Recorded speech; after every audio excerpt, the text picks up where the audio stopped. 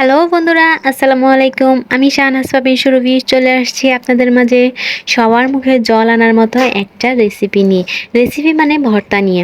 Specially ভর্তাটা বানাচ্ছি আমার মেয়ে প্রাইভেটের ম্যামের জন্য। গতকাল ম্যাম আমাকে বলছে, আপু দিন দিন আমি তো আপনার ফ্যান হয়ে যাচ্ছি। এখন আমি বললাম, কেন ম্যাডাম? ম্যাডাম বলতেছে, আপনি আমাকে যে মজার মজার ভর্তা খাওয়াইছেন সেজন্যই আমি আপনার ফ্যান হয়ে যাচ্ছি।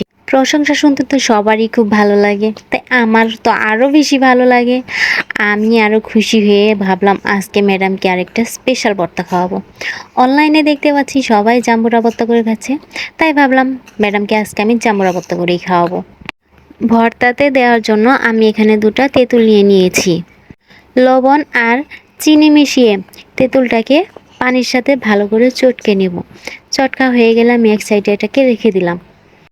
এখন একটা পেঁয়াজ, দুটো কাঁচা ঝাল, দুটো সজের পাতা ভালোভাবে কুচি করে নিব। কুচি করা হয়ে গেলে এগুলোকে আমি ভালোভাবে ডলে নিব। এখন এখানে আমি অ্যাড করে দিব ছাড়িয়ে রাখা জাম্বুরাগুলো। হালকা হাতে জাম্বুরাগুলো সুন্দরভাবে আমি মিশিয়ে নিব।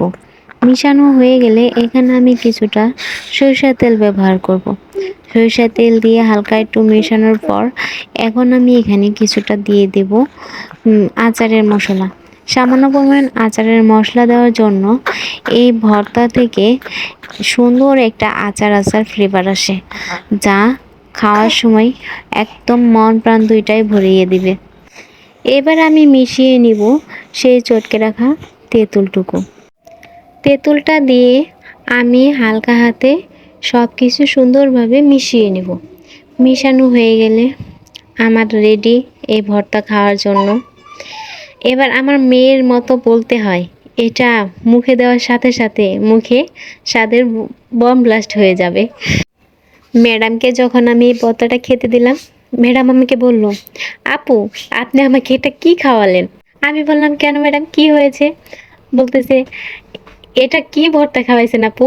এত মজার ভর্তা আমি আমার জীবনে কখনো খাইনি। জাম্বুরা ভর্তা যে এত মজা হয় আগে জানতাম না।